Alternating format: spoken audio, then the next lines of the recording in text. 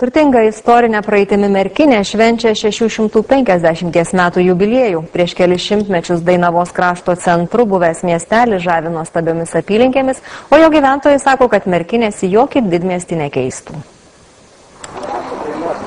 Nuo Merkinės piliakalnio čia stovėjusioje pilyje 15 amžiuje Kalėdas, kaip teigiama, šventė Jogaila, o Vytautas rašė laiškus kryžiuočiams, atsiveria viena iš gražiausių Lietuvos panoramų. 15 amžiuje Merkinė tapo Dainavos krašto kultūriniu, administraciniu centru ir vienu iš didžiausių 10 Lietuvos miestų. Labai gaila viso to nebelikti, kadangi Merkinė yra ne tik 4 upių santaka, tai yra unikali vieta, tai yra Nemunas, Merkys, Stangeris, Trauja, bet ir didžiųjų istorinių kelių sankryžoje, tai yra Vilnius, Varšuva, Kaunas, Gardinas.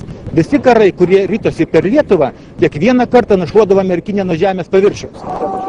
Būtent Merkinėje 1387-aisiais Jogaila Vilnius suteikė Magdeburgo teisės. Šįmet sostinės savivaldybė Merkinės bendruomeniai skyrė 9000 litų, o dzūkai Vilniaus vadovams Merkinės vėliavą. Mes tikimės, kad Merkinės ir Vilniaus bendradarbiavimas bus ilgas ir laimingas.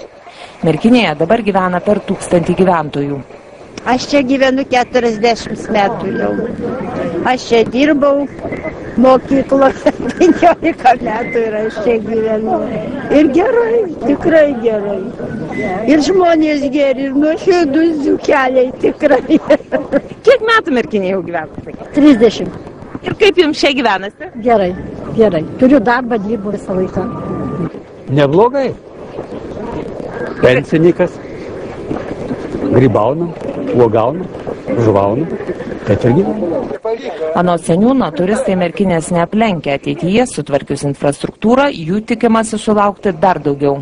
Šios šventės proga Merkinėje taip pat iškilo 3 gražūs ąžuoliniai koplytstulpiai ir jubiliejinis akmuo. Manome, kad jie irgi taps turistų traukos objektu. Merkinė 650 metų sukaktį, pirmąkart jos vardas paminėtas Novgorodo kronikose, švęs ir rytoj.